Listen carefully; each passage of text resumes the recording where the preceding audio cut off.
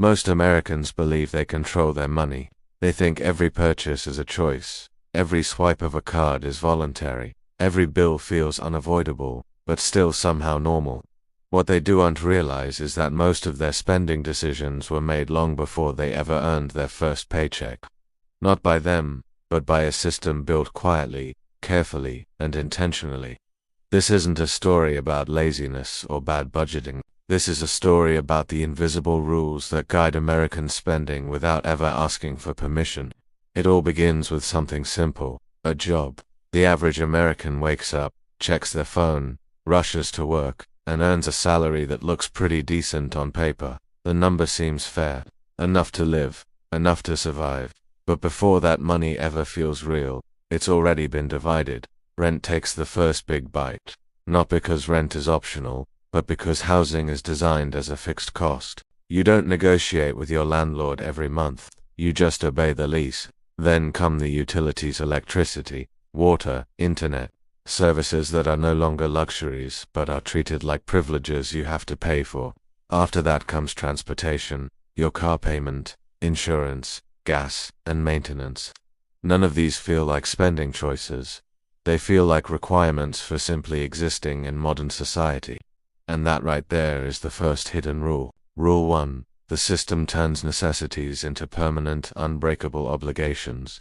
When most of your income is locked into just surviving, the money you have left over feels much smaller than it actually is. This creates immense pressure, and pressure changes how we behave. Under pressure, people don't plan for the future, they just react to the present. This is where the second rule comes into play: credit. Credit cards are marketed to us as freedom, as flexibility, as convenience. But in reality, credit exists to solve a problem that the system itself created.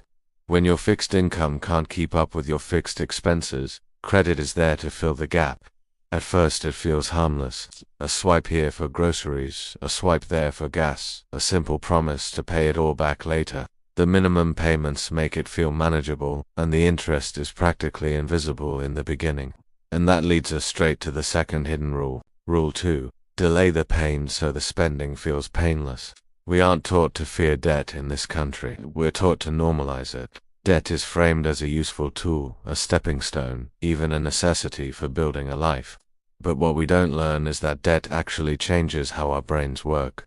When the payment is delayed, the act of spending feels lighter, less consequential. When the interest rate is just an abstract number on a statement, the future consequences feel distant and unreal. This isn't an accident. Banks understand human psychology far better than most people understand their own finances. They know that we are emotional creatures, not mathematical robots. And once debt becomes a normal part of life, our spending increases without us even being aware of it. But debt alone isn't enough to control our spending habits. The system needs something even more powerful: identity. From a very young age, we're taught that money reflects success, not stability, not peace of mind, but status.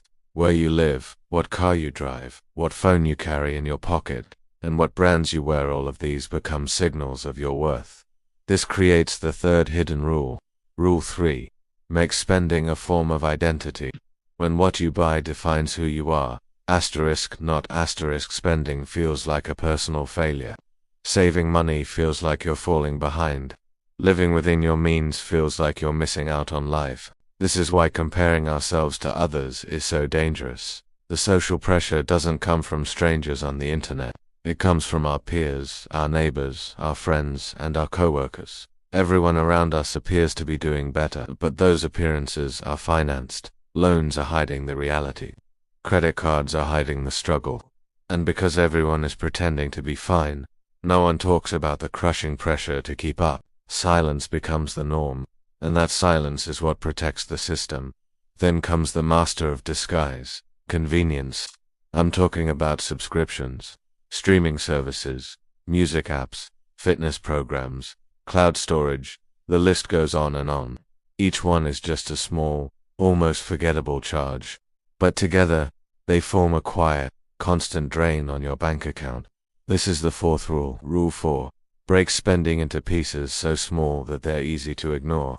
No one feels any real pain paying $10 or $15 for a service. But dozens of these small charges every month can completely change your financial life. Subscriptions turn spending into background noise. Money leaves your account without any emotional response from you. And because the charges are automated, we stop questioning if we even need them anymore. Automation removes awareness. And awareness is the biggest threat to a system built on control. Then there's the silent thief, inflation. Prices go up, but our salaries lag behind. The explanations we get are always vague. Market forces, global conditions, supply chain issues. Inflation quietly rewrites our spending habits without us even noticing. We start buying cheaper food, delaying doctor's visits, and postponing important repairs on our homes and cars. But we don't blame the system, we blame ourselves. Which brings us to another powerful rule. Rule 5. Make people feel personally responsible for systemic failures. If people believe their financial struggles are their own fault, they won't question the larger structure. They'll just try to work harder, get a side hustle, and spend smarter. But the rules of the game never change.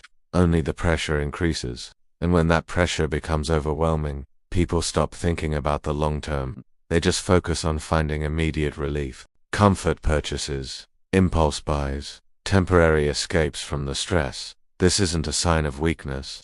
It's predictable human behavior under chronic stress. The system understands this perfectly. That's why advertising is so aggressive during times of financial anxiety, because fear sells relief. And relief always costs money. By the time most Americans realize they're stuck in this cycle, the rules feel permanent, the debt feels normal, and breaking free feels utterly impossible. But the most powerful rule of all is still hidden. It's the one that ties all the others together. It's not about money, it's about time. The system isn't just designed to take your money, it's designed to take your time. Every hour you spend working to pay for fixed costs, to service debt, to maintain a certain lifestyle, is an hour you're not spending on something else. You're not spending it with your family, on your health, or pursuing your passions. Breaking free isn't about finding a magic budgeting app or a secret investment strategy. It's about recognizing the rules. It starts with awareness. Once you see the game for what it is, you can start to write your own rules. You can choose what's truly a necessity. You can question the role of debt in your life. You can define your own identity outside of what you own. You can reclaim your time. It's not easy, but it's the only way to take back control. The first step is simply to see. Thanks for watching. If this resonated with you, consider subscribing for more content that challenges the way we think about money and life. Time is the most controlled resource in the American system. Most people trade time for money, but they never question who controls the exchange rate. Long hours reduce energy.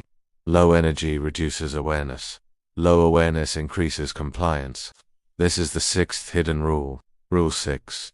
Keep people too busy to question spending. When life becomes a constant rush, convenience replaces intention. Fast food replaces cooking. Online shopping replaces planning. Delivery replaces patience. Each choice saves time. Each choice costs money. And because time feels scarce, money feels justified. This creates a dangerous loop. People work more to afford convenience. They use convenience because they work more. The loop feeds itself. Then comes financial advice, budgets, tips, hacks. Most advice focuses on discipline. Spend less, save more, be smarter, but rarely does it question structure. This is intentional. Rule 7. Teach individuals to fix problems created by systems. When people blame themselves, they don't organize, they don't demand change, they adapt. Adaptation is profitable, because adapted consumers accept worse conditions without resistance. Next comes fear of falling. Middle-class Americans live with a constant fear of loss. Losing their home, their job, their healthcare. This fear shapes spending. People buy insurance they barely understand.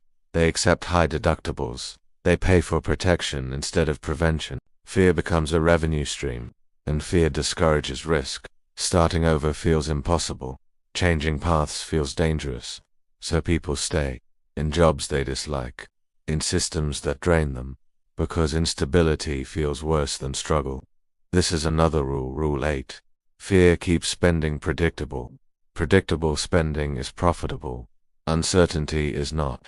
Then there is hope. The system allows just enough hope to survive. Promotions, bonuses, side hustles, stories of success. Hope keeps people trying instead of questioning. But hope without structural change becomes a trap, because effort increases while outcomes stay limited. And eventually, exhaustion replaces optimism. When exhaustion arrives, people stop fighting. They normalize stress, normalize debt, normalize anxiety. At that point, spending is fully controlled, not by force, but by design. And the final rule reveals everything. Rule 9. Control doesn't require force when behavior is guided. Americans are not trapped by walls. They are guided by incentives. Every financial decision is shaped by invisible boundaries. Boundaries that reward spending and punish restraint. Boundaries that delay consequences. Boundaries that convert survival into consumption. This system does not collapse loudly. It sustains itself quietly, because most people never see the rules, and those who see them are often too tired to escape. But understanding the rules changes something. Awareness breaks invisibility, and invisibility is where control thrives. The system depends on one thing above all else: that people never stop to ask, who benefits from the way I spend my money? Because the moment enough people ask that question, the rules stop being hidden,